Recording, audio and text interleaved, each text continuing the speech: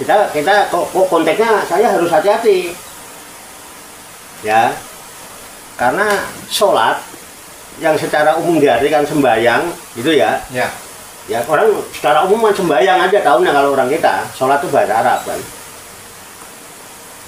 orang kita sembahyangnya macam-macam Pak,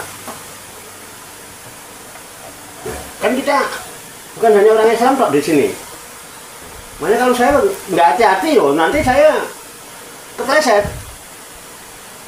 Ada orang Islam, ya, ada orang Kristen di negara kita, ada orang Hindu, ada orang Buddha, plus ada aliran macam-macam, dan mereka semua menyatakan mereka juga sembahyang kan, bahasa ininya sholat kan. Ya. Nah, kita bicara umum dulu. Terus pertanyaannya, sembahyang atau sholat itu perintah agama apa perintah Tuhan? Ya. Nah, dalam konteksnya ini, kalau secara umum, kalau bicara perintah Tuhan, maksud kalau menurut Islam ya, menurut Islam, kalau sembahyang sholat itu perintah Tuhan, maksud Tuhannya sama, Rasulnya sama, kitabnya sama, masa sembahyangnya beda-beda Mas? Orang Islam sembahyangnya sama nggak sama orang Kristen? Beda. Dengan orang Hindu? Beda. Dengan orang Buddha? Beda. Mereka adalah umat yang beragama. Itulah cara ibadah menurut keyakinan agama masing-masing. Loh, kalau saya secara khusus orang Islam, sembahyang perintah Tuhan. Betul nggak Mbak? Lo kok tahu kan kita punya kitab. Kitabnya berbunyi, ya, aqimis sholah wa atu zakah. Tunaikanlah apa? Dirikanlah sholat, tunaikan zakat. Di Quran ada itu. Ya. Itu firman siapa? Allah. Firman Allah kan?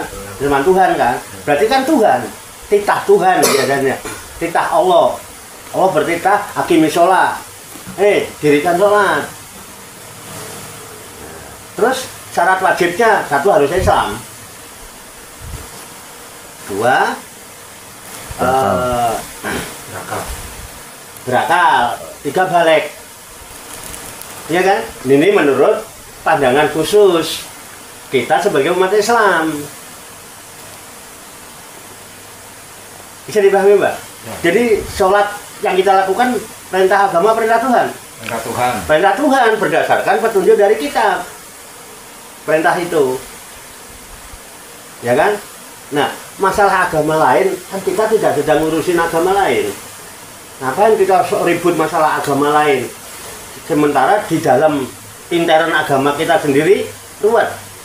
Nah, kan kita bicara agama kita, jadi tidak menyinggung siapa-siapa. Nah, kita menurut orang Islam, sholat itu perintah Tuhan. Masa perintah Quran? Ya kan? Agama di Indonesia banyak. Kalau saya katakan ini perintah agama, nanti loh saya bisa dong, saya kalau minggu neng gereja ya kan, kok jadi kok umat beragama kan nggak boleh. Jadi menurut saya umat Islam sholat, sembahyang itu perintah Tuhan.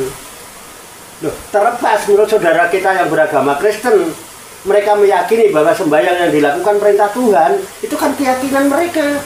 Ya udah, dalam hal ini lakum dinukum oleh gini betul.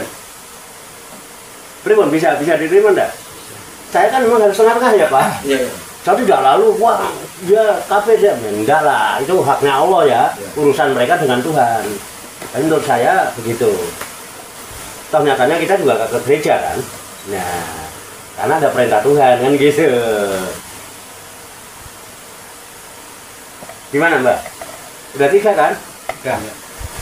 Satu masalah nasab, dua masalah takwa, kemuliaan dengan takwa. Ketiga masalah sembahyang, perintah agama, perintah Tuhan. Kalau saya sebagai umat Islam, sembahyang ini perintah Tuhan saya. Karena saya sembahyang harus karena Tuhan, karena Allah.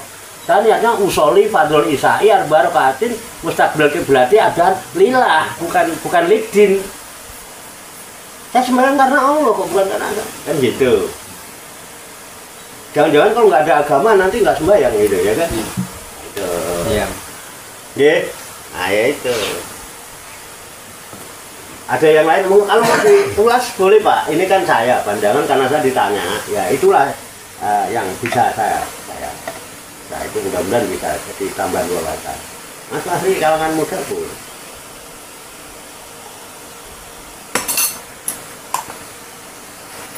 Keren pertanyaannya. Tapi Mbah Yai, 5 lagi juga boleh. percaya kitab itu hukumnya gimana Mbah Yai? Percaya Kitab Al-Quran tuh gimana hukumnya?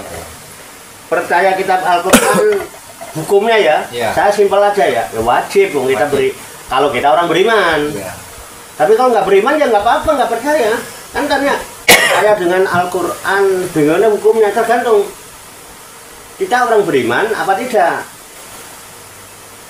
Ya, karena kalau ditanyakan Al-Quran identik dengan Islam, kita Islam bukan Islam, beriman apa tidak? Beriman, hukumnya wajib. Karena rukun iman itu ada 6. Salah satunya beriman kepada kitab. Dan kitabnya umat Islam adalah Al-Quran. Tapi karena secara umum kita iman sama kitab, nggak boleh hanya ngimani kitab Al-Quran toh. Karena kitab yang diturunkan Allah ada Zabur, ada Taurat, ada Injil, ada sukup-sukup. Makanya waladina yu'minuna bima unzila ilaika wa ma unzila min qablik. Orang takwa itu salah satunya dia beriman kepada kitab yang diturunkan oleh Allah kepadamu Nabi Muhammad, dan juga beriman dengan kitab-kitab yang diturunkan sebelumnya. Jadi yang diturunkan Nabi Muhammad Al-Quran, yang diturunkan sebelum Al-Quran adalah Zabur, Taurat, Injil, atau Taurat, Zabur, Injil. Taurat kepada Nabi Musa, Zabur kepada Nabi Daud, Injil kepada Nabi Isa alaihissalam, Al-Quran kepada Nabi kita Muhammad Shallallahu Alaihi Wasallam. Hukumnya apa? Wajib. Berarti tapi jangan Al-Quran toh. Iya, betul. Ya, kita mau gimana Mbak? Enggak benar Mbak. Sama yang nanya sama malaikat Jibril. Saya malaikat Jibril. Kalau kita percaya pada Al-Quran aja, ntar yang kitabnya lain nggak percaya juga kita kafir Mbak ya. Iya. Makanya berarti percaya cuma sekedar percaya aja. Kita nggak boleh mempelajari gitu, maksudnya buat tahu gitu gimana tuh isi aja. Oh boleh. Nggak boleh. Orang Kristen banyak yang belajar Al-Quran, orang Yahudi banyak belajar Quran. Masa kita nggak boleh mempelajari Injil? Oh, boleh. Kalau emang Injil ada, cuma yang jadi masalah kan teks Injil yang asli itu sekarang siapa yang menemukan? Karena menurut riwayat, menurut sejarah, kitab Taurat juga udah nggak ada yang asli. Kitab Injil juga nggak ada, Zabur siapa yang ini disimpan di mana kitab-kitab ini? Kan ini yang jadi pertanyaan. Tapi kalau Al-Quran menurut keterangannya itu masih lengkap dan itu teks aslinya ada, tidak dirubah. Dan jutaan manusia itu bisa hafal Al-Quran. Itu. Sehingga Al-Quran itu terjaga. Itu menurut kita kan, keyakinan kita, dan memang nyatanya seperti itu. Gitu. Nah iya. Dan Al-Quran adalah kitab katanya penyempurna dari kitab-kitab yang sebelumnya. Itu jadi kelengkapan.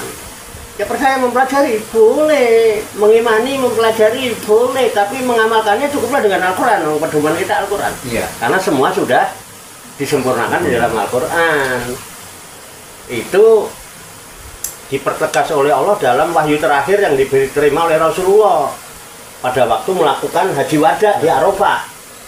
Bunyinya kira-kira ini, al-yauma akmaltu lakum dinakum wa asmamtu alaikum nikmati wa raditu lakumul islama dina. Jadi itu wahyu terakhir diterima Rasulullah. Habis itu udah nggak ada lagi wahyu. Dan kemudian Rasulullah wafat kan, beberapa bulan berikutnya Rasulullah wafat. Itu udah nggak ada wahyu lagi, itu wahyu terakhir.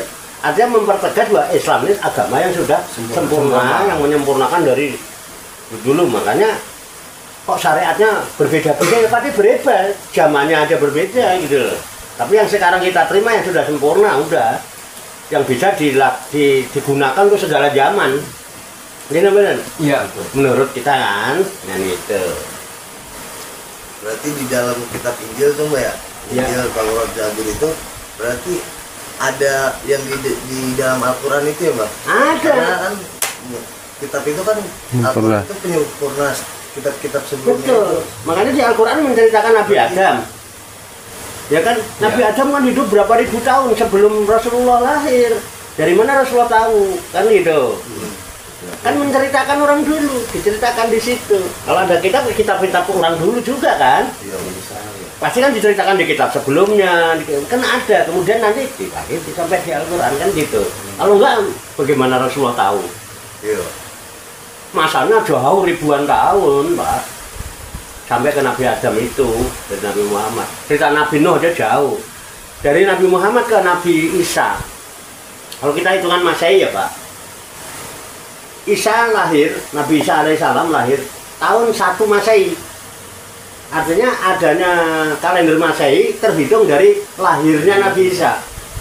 Mana disebut kalendernya Masehi. Tahun Masehi kan? Al-Masih. Ya, kalau Nabi Isa lahir di tahun ke-1 Masehi, Rasulullah lahir tahun 571 Masehi. Dari antara Nabi Isa ke Nabi Muhammad itu jaraknya 571 tahun. Sedangkan Nabi Isa nggak lama, paling lebih kurang 35 tahun lah. Kan kemudian beliau diangkat oleh Allah itu. Nah, sehingga dari sejak Nabi Isa diangkat, ini umat tidak ada kerasulan, nggak ada kenabian, 500 tahun lebih. Bayangkan 500 tahun orang hidup tanpa ada tuntunan, tanpa ada nabi, tanpa ada rasul, sehingga zamannya disebut zaman kelabu alias zaman jahiliyah karena nggak ada tuntunan. Nah, datang tuntunan, lahirlah Nabi kita Muhammad Shallallahu Alaihi Wasallam yang diberikan panutan sampai sekarang. Kan berarti dari cerita-cerita dulu juga yang di Quran itu, gitu ya? Itu Mas Fahri, bisa itu? Iya. Makanya Al-Quran membenarkan Taurat, membenarkan Injil. Makanya kita umat Islam juga nggak boleh hanya beriman Al-Quran, juga harus beriman pada kitab Taurat, kitab Zabur, kitab Injil. Namanya percaya, jadi pelajari boleh. Makanya ada yang namanya sekolah itu untuk perbandingan agama, studi perbandingan agama, supaya kita tidak terjebak, kita supaya bisa gimana sih? Ya kalau kita nggak kenal kan nanti yang ada hanya prasangka, tapi kalau kita kenal kan nggak ada. Keyakinan mereka begitu, mau bagaimana? Nah, masa keyakinan mau dipaksakan oleh kita kan nggak mungkin. Kira-kira gitu Mas Fahri. Itu Mas Nur. Iya. Jadi apa? Jadi kalau tanya kembali ke pertanyaan Mbak Nur, percaya kepada Al-Quran hukumnya apa? Bagi kita umat Islam wajib, tapi bukan hanya Al-Quran, tapi juga kitab-kitab sebelum Al-Quran. Iya. Iya. Jawab. Rasul juga bukan hanya Nabi Muhammad. Iya. Lanu fariku baina ahadin rusuli. Jangan membeda-bedakan antara Rasul satu dengan Rasul-Rasul yang lain. Semua Rasul utusan Tuhan. Nggak boleh beda-bedakan. Kan itu kita baca ayatnya kalau tahlilan. Iya. Oke. Mana Rasulullah. Nah itu maksud saya Mbak.